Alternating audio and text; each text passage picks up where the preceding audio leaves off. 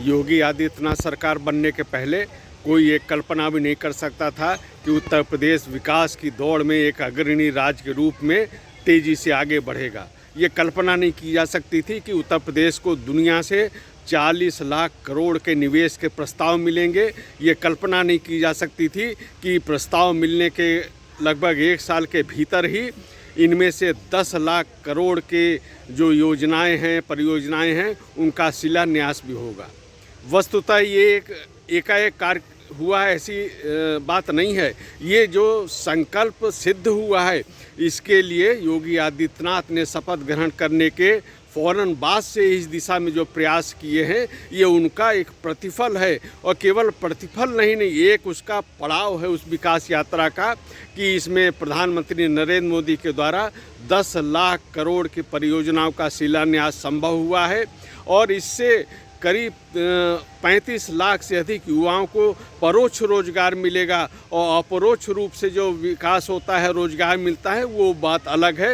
एक तरह से उत्तर प्रदेश की जो सकारात्मक छवि बनी है विगत 7 वर्षों में, उसको आगे बढ़ाने का कार्य हुआ है। जनवरी में श्री राम मंदिर का उद्घाटन हुआ और वो एक जो सांस्कृतिक जागरण था, उसके साथ साथ भौतिक विकास की दिशा में भी उत्तर प्रदेश ने योगी आदित्यनाथ के नेतृत्व में एक मिसाल कायम की है।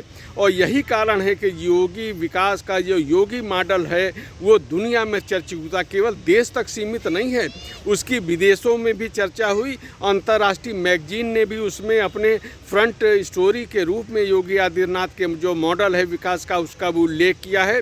तो ये एक समग्र विकास। दूसरी बात, ये जो उत्तर प्रदेश है, इसमें जो पहले जो समस्याएं थीं, वो उनको दूर करने का काम योगी आदित्यनाथ ने किया।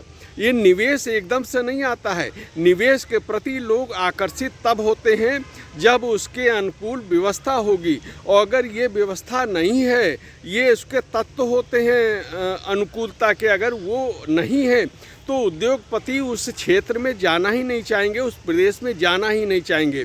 उत्तर प्रदेश की भी यही त्रासदी थी कि सबसे बड़ी समस्या तो कानून व्यवस्था की थी, जो उद्योग जगत के लिए बहुत ज़रूरी है कि कानून व्यवस्था सुदृढ़ हो, सत्ता पक्ष का उसमें न्यूनतम हस्तक्षेप हो, दबाव हो। जो सरकारी मशीनरी है वो एक तरह से विकास के दृष्टि से प्रतिबद्ध हो, सिंगल विंडो सिस्टम हो, यूज ऑफ जो ईज़ ऑफ लिविंग के साथ साथ ईज ऑफ डूइंग बिजनेस का एक तरह से माहौल हो, विद्युत की आपूर्ति हो। इन सारे जो क्षेत्रों में योगी आदित्यनाथ ने जिस प्रकार से व्यक्तिगत रूप से जो दिलचस्पी दिखाई, उसका जो प्रबंधन किया, तो कनेक्टिविटी से लेके सारे कुछ तक, तो इन सब का जो प्रतिफल है, यही जो ब्रेकिंग सेरेमनी है, यह उसका एक प्रकार से परिणाम है। और ये यात्रा आगे बढ़ेगी, इस बात का भी पूरे विश्वास के साथ कहा जा सकता है।